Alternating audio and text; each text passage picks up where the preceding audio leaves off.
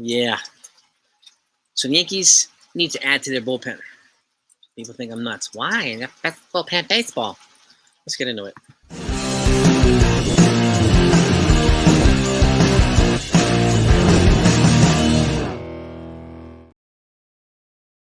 The Yankees are one of the best teams in baseball. I'm out here on a nice rainy day. Thunder in the background, you might hear it too. I actually like rainy days, and better than these 90-degree sunny days, and with humidity and smog and all that other stuff. So, only problem I have, the reason why I stay covered, you know how long it takes to get my hair looking like this in the morning? It takes a long time. Anyway, there's a couple of reasons I say this. So there's a lot of reasons to be, frustrated right now at the Yankees. There's also silver linings, which I like to look for and find. So, and because, again, I'm a Yankee fan, all what's best for the team, and try to find solutions to problems and talk about problems and solutions. So that's just the way I do it, and I hope you're okay with that. So, and if you subscribe to the channel, thank you. Those that haven't subscribed that do, I thank you too. Damn, it's raining pretty hard now. Woohoo! Oh, you see that?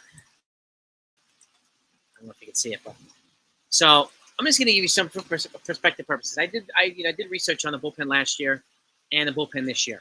Okay, and these are the types of things I talk about. Like I talked about the workload for Nestor Cortes, which could be one of the reasons why he's injured. I'll put this up a little bit because I'm getting wet. There we go. So, and again, I'm going to give you 4 pictures here, and I want to know what you think. Okay, give me a perspective one way or another in the comments.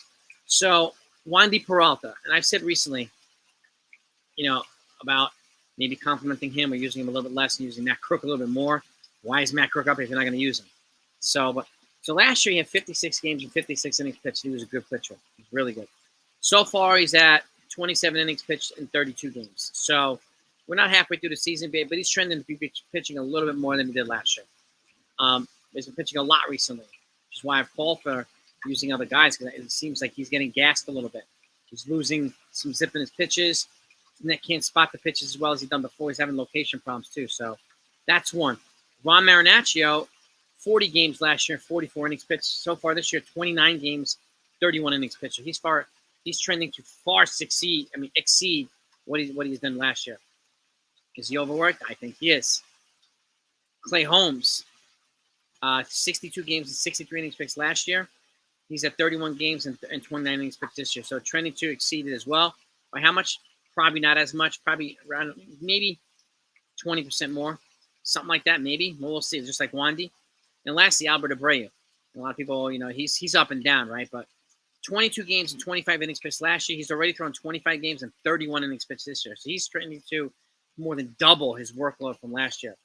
These are some of the reasons why I say guys are overworked, okay? And I don't know how many people pay attention to this type of stuff, but I do.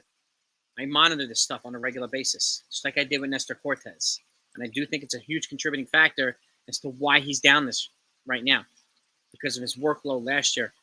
It was more than 90 innings pitched than the previous year. That matters. It does. Now, these guys are not built like starters. So, again, the workload is workload, okay? And we have a lot of other guys getting hurt already. I mean, we're down.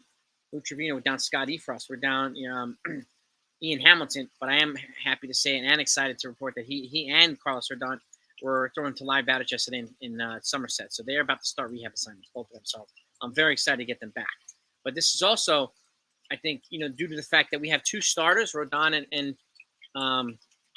Nestor Cortes, who haven't given anything really this year. Nestor Cortes has been up and down, but he's on IL. He's been on it for a while. Rodon hasn't started this year. So it's increased the workloads on other guys. And they've had guys have to come up and do spot starts here and there. They've been up and down with that. So, but again, hoping they get to the point where these guys come back and some of these spot starters can go into long relief.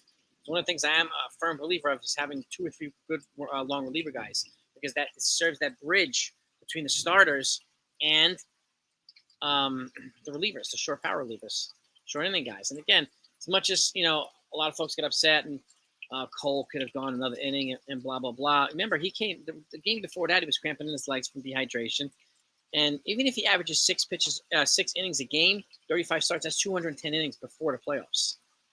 That's a lot of innings pitched. So they are keeping that in mind. That I know. And, with the fact that Rodon hasn't been here and Nestor Cortes is out. And the last thing they want to do is push him to the point where he might get hurt, and then we lose our ace for an extended period of time too. So managing this is not the easiest thing in the world. So, and as much as folks like to blame Cashman, also a lot of the folks are the same folks who begged him to sign Carlos Rodon. So begged him, please sign Rodon, please sign. And he did it. Hasn't worked out yet. But again, it's, I think it's important to, we'll judge it when it happens, okay? But again, if we're going to blame Cashman, let's take accountability of this too. We asked for it. We made the wrong decision too. So it's partly due to us as well. But again, I don't know, people can agree with that. People can not agree with that. It doesn't matter. It really doesn't matter. But again, I don't like just laying the blame on Cashman, laying the blame on Boone, and it's not saying I'm defending Boone and everything he does or Cashman. We call him out too. I just don't spend more time bashing them for things that sometimes are out of their control. So I don't see the point in it, but that's just me. But I wanted to give you these 4 pitchers because the way that their pitching stats are trending, they're all 4 of them are looking to exceed and sometimes far exceed what they did last year. So if you're wondering why they might be worn down and tired, this is the reason why. We're at the half point in the season, and some of these guys have already almost matched their yearly totals from last year. Physiologically, that matters. Okay, it's a different workload. It's a whole different monster when you do that. You take half the time to reach what you did in the full season last year. And again, I look at all of them. There were some other guys who aren't here anymore. So like Jimmy Cordell wasn't there; he's here now. And get some other guys as well, like Miguel Castro is not here. So, but again, that said, these are 4 guys that are used regularly, as well as Mike King. But he's trending right now, okay. And again, I can't really use him as an example because he missed a chunk of last year because he was hurt. It doesn't make sense to compare it. So, but these 4 guys are used on a regular basis. And some other guys are not. Matt Crook can be used on a regular basis. He can throw multiple innings. Why not? Okay.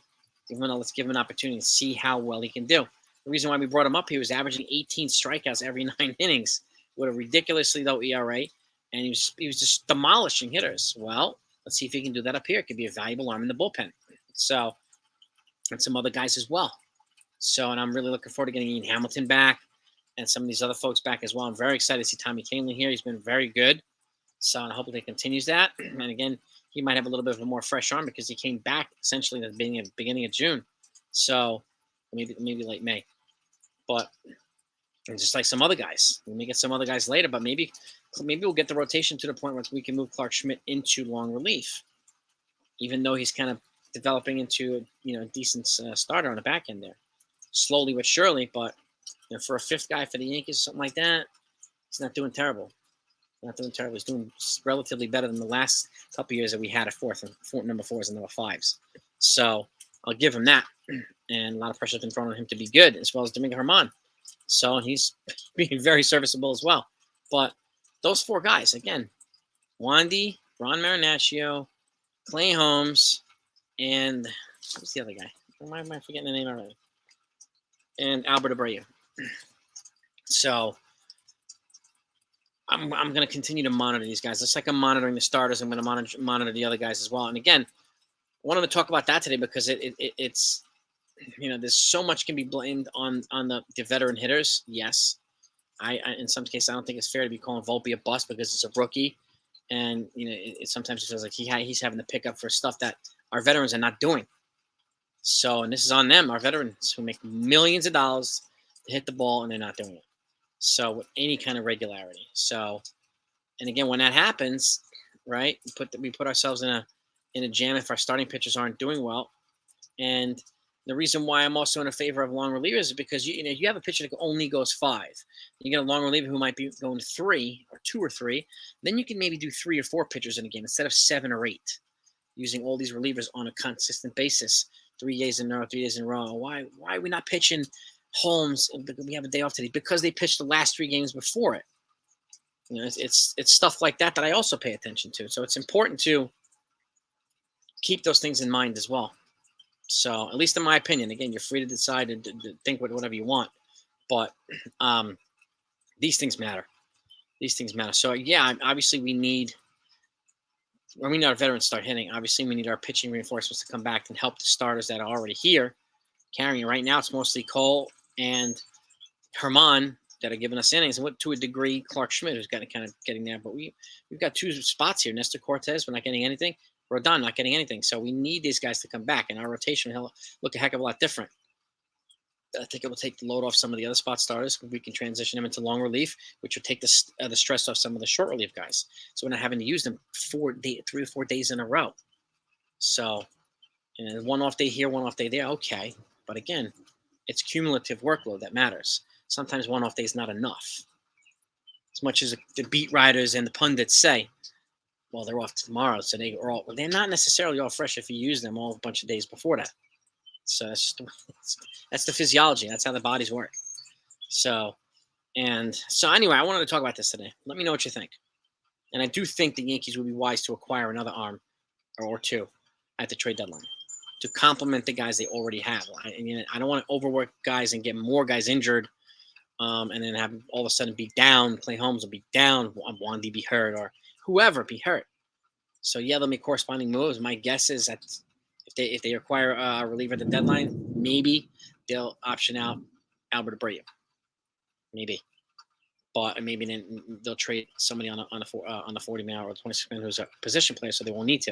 Like I said, there's a bunch of different options, but let's talk about it, gang. I'll be back later with the lineups. They're playing Boston now for 3 in Fenway, so this is going to be a tough series, and we need the Yankees to be good, and we need their bats to wake up.